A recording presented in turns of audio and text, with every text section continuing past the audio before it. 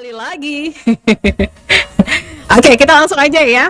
Karena sudah ada narasumber kita yang sudah hadir di sini. Baik pendengar Kardoba, selamat sore. Kita hadir kembali tentunya dalam rangkaian Hari Pers Nasional 2023 dan kita langsung live dari arena pameran HPN 2023 tepatnya di Gedung Astaka Pancing ya. Karena ini memang sudah menjadi agenda tahunan kita memperingati Hari Pers Nasional tepatnya tanggal 9 Februari 2023. Dan insya Allah untuk besok itu bakal langsung dihadiri oleh Bapak Presiden Joko Widodo. Nah, hari ini kita masih membahas tentang Hari Pers Nasional yang dimana Sumatera Utara itu sebagai tuan rumah ya Pak ya untuk kali ini. Ini untuk rangkaian acara sudah digelar mulai dari semalam tanggal 7 Februari dan akan berlangsung sampai tanggal 12 Februari 2023. Nah, seperti yang sudah diinformasikan David, kita kali ini bakal ngobrol bersama ada teman-teman kita yang sudah hadir dari jauh nih. Ada dari NTT.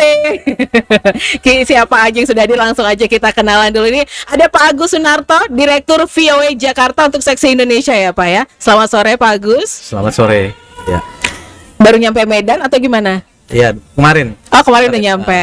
Oke, udah jalan-jalan ya. Ya, lumayan. Lumayan. Tinggal besok menunggu kehadiran Bapak Presiden Ya, nih. besok acara puncak. Oke, besok acara puncaknya. Selain Pak Agus, ada juga Pak Zaki Faki. Ini Sekjen PWI dari NTT. Benar ya Pak? Ya, benar. Jauh ya Pak datang ke Medan? Lumayan. Lumayan. Demi Hari Pers Nasional. Ya. Oke, dan tentu saya ditemani oleh produser saya, Pak Peter Manopo. Oke, kita berbicara tentang Hari Pers Nasional, di mana kali ini Sumatera Utara sebagai tuan rumah. Menurut Pak Agus, pendapatnya gimana sih setelah udah datang keliling-keliling gitu ya? Apakah kita sudah menyajikan yang terbaik kali ini? Ya, ada sesuatu yang agak beda ya. Di sini kayaknya partisipasi itu dari kalangan para anak muda, khususnya siswa-siswa sekolah ya. Mereka berpartisipasi khususnya di acara panggung itu. Panggung utama tadi ya. Mereka mengikuti dengan dari siang tadi saya lihat ya, siang. Dan mereka begitu antusias ya. Dan ini bagus buat mereka karena sebagai generasi muda tentu punya wawasan bagaimana pers Indonesia itu dibangun. Karena sejarahnya panjang ya, pers Indonesia. Sepertinya saya ngelihat ada pameran-pameran ya dari sejak zaman Belanda, jauh dari tahun 1800-an ternyata sudah ada pers di Indonesia seperti itu. Dan ini bagus buat generasi muda kita. Seperti itu. Berarti sedikit beda dari sebelum-sebelumnya. Di sini kita kayaknya lebih ke anak muda ya Pak ya? Ya, mau nggak mau sekarang karena memang ya? mereka secara penduduk mereka adalah kaum mayoritas anak-anak muda kita zaman sekarang ya. Kaum milenial dibilang seperti itu. Dan sekarang udah ada bukan hanya generasi Z lagi tapi kembali lagi ke generasi Alpha gitu. Oke. Gimana Pak Jaki, gimana nih Pak Jaki? Dari NTT langsung ke Medan menghadiri Hari Pers Nasional 2023. Ya, memang luar biasa ya. Saya dari Kupang itu habis subuh udah ke bandara dan sampai di sini sore ya sekitar jam setengah 3. Dan saya langsung bisa merasakan suasana yang berbeda. Tapi memang cerita tentang pelaksanaan Hari Pers Nasional itu setiap tahun itu selalu menarik di setiap daerah, dan tentu saya juga sangat senang karena di sini adalah salah satu tempat sejarah pers Indonesia. Ya, jadi saya bisa mengetahui ada koran ataupun surat kabar pertama ya ini Indonesia ya, terbit di sini. Oh, tadi udah keliling-keliling tadi ya Pak ya? Jadi kita bisa melihat ya sejarah pers Indonesia. Gitu. Oke, tapi kalau ngomongin tentang pers, gimana nih menurut Pak Agus perkembangan pers zaman dulu sama yang zaman sekarang nih?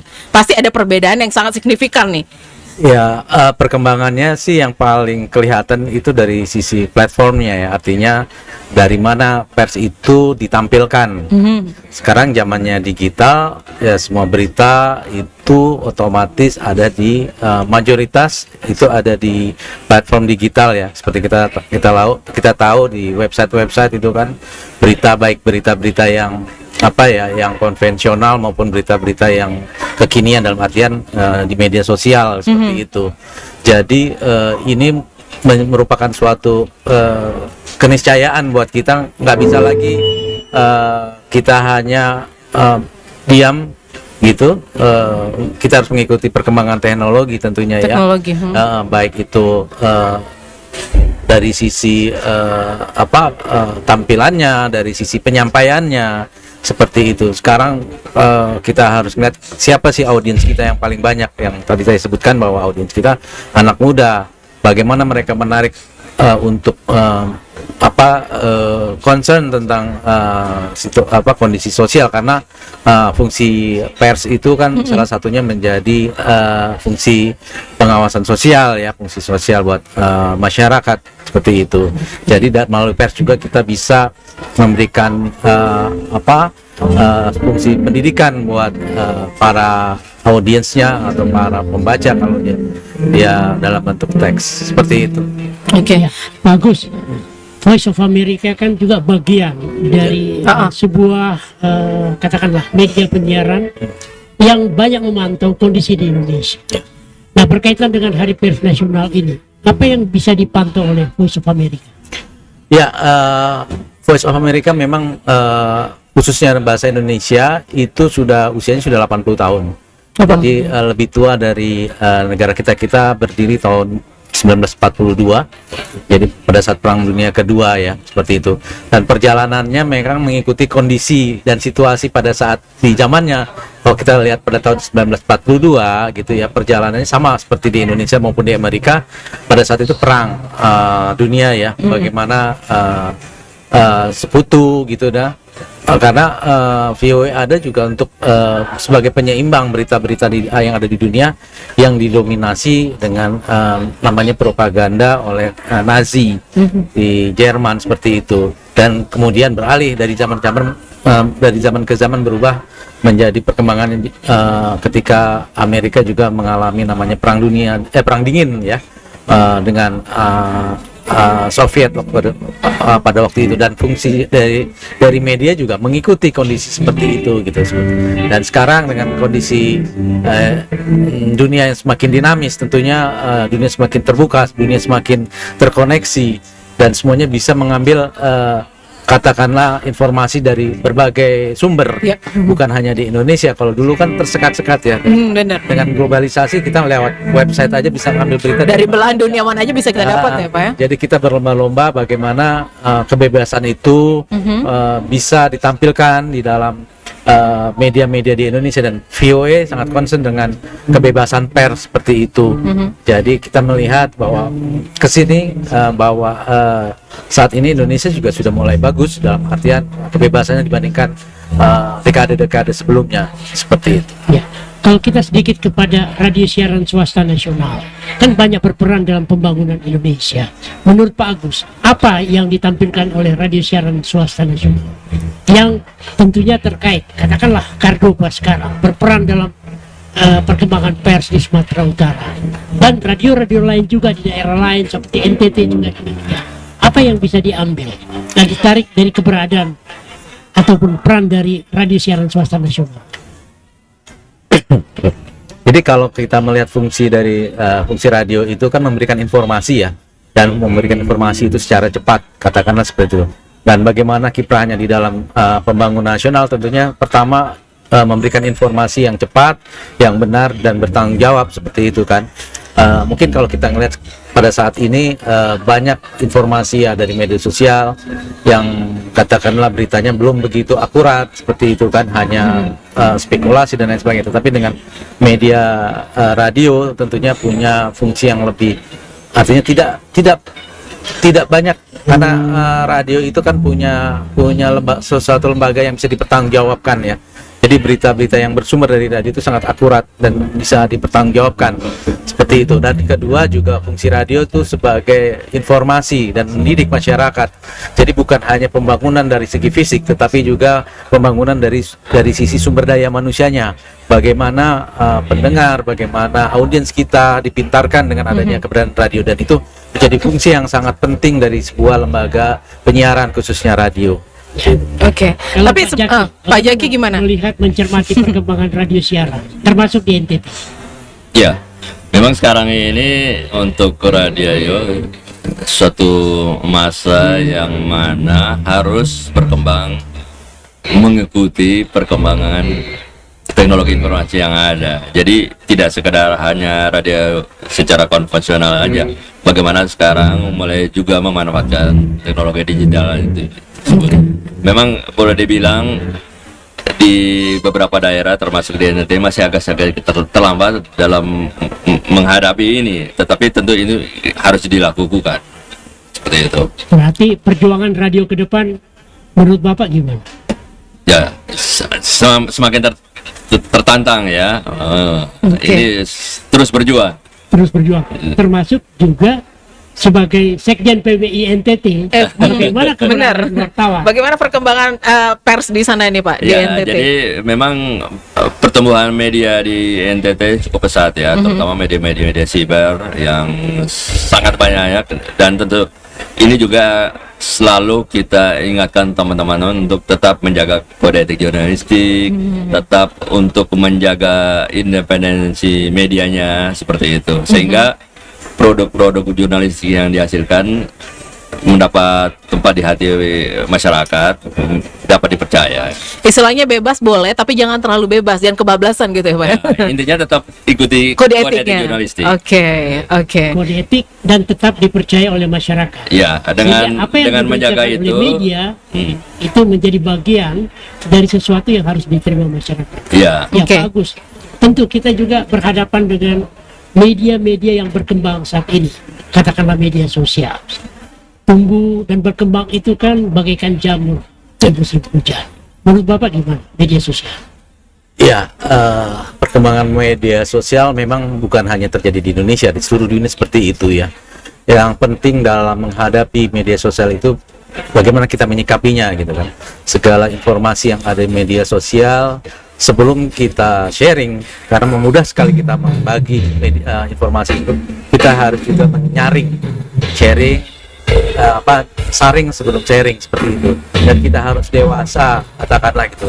Karena dengan begitu banyaknya media sosial ya, mungkin dari tahun ke tahun muncul teknologi-teknologi baru, katakanlah yang banyak digunakan oleh masyarakat ya, di dalam berkomunikasi, dalam bersosialisasi di dunia cyber.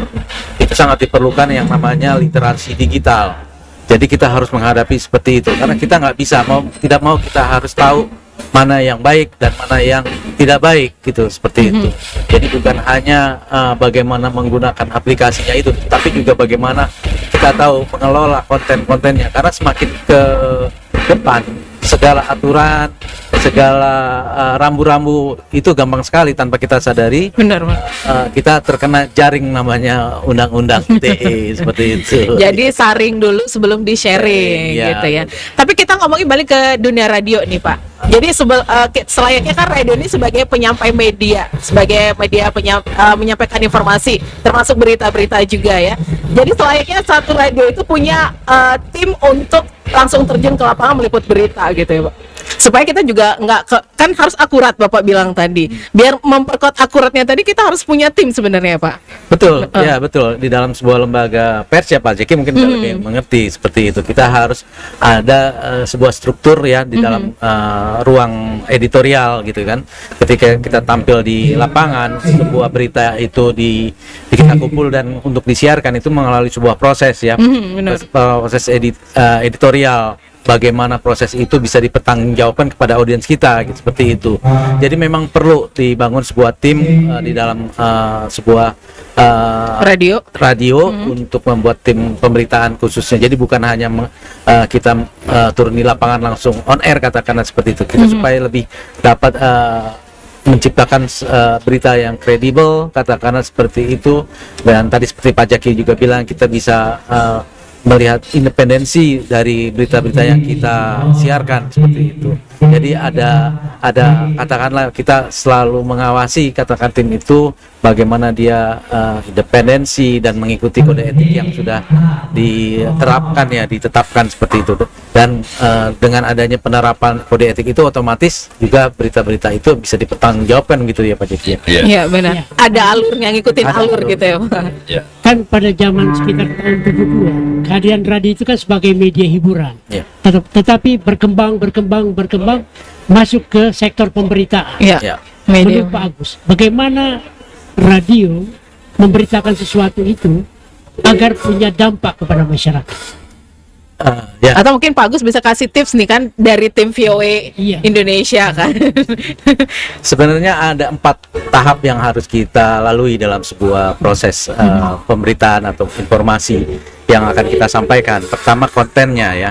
Kontennya itu pasti kita akan dapatkan kalau kita melihat berita. Bagaimana berita itu kita dapatkan dan apa dampaknya buat masyarakat yang relevan tentunya ya. Kalau kita sampaikan berita itu dari Kota Medan, itu yang relevan dengan Kota Medan, dengan masyarakat Medan, katakanlah itu. Kalau kemudian bagaimana deliverynya, yang kedua deliverynya itu terkait dengan sasarannya atau segmennya, mana yang kita sasarkan di dalam informasi berita supaya lebih efektif. Ya benar. Kemudian kita lihat juga teknisnya atau platformnya. Nah, platformnya apa? Kalau kita menggunakan platform digital atau website, tentunya berbeda dengan platform radio. Benar. Katakanlah. Walaupun sumber beritanya sama, tapi platformnya berbeda. Tentu kita tampilkan itunya berbeda gitu. Itu yang ketiga. Dan baru keempat, dampaknya. Apa dampak yang akan kita harapkan? Kalau dari sisi perubahan masyarakat, katakanlah behavior masyarakat ya, public behavior katakanlah seperti itu, ada nilai-nilai yang kita sampaikan kepada masyarakat, itu dampaknya yang mungkin bisa kita harapkan kalau itu menyangkut masyarakat. Tetapi kalau buat perusahaan, dampaknya apa ya? Mungkin dampaknya iklan masuk karena kita dipercaya dan banyak pendengar, itu dampaknya yang bisa diharapkan dalam sebuah organisasi berita tentunya. Dan otomatis itu juga akan berjalan kalau step-step itu berjalan dengan baik. Ada 4 step. Ada 4 tadi Pak. Aduh, dua apa nih? Agak kecewa ngomongnya. Hah? Oke, jangan kemana-mana pendengar Kardoba. Kita lanjut lagi obrolan kita untuk sore hari ini. Makin kenceng soalnya. Tentu aja stay tune, kita kembali lagi setelah yang berikut ini. Tapi jangan lupa Anda bisa dengarkan talkshow kita sore hari ini via streaming. Klik aja www.kardobafm.co.id. Kita kembali dulu ke studio.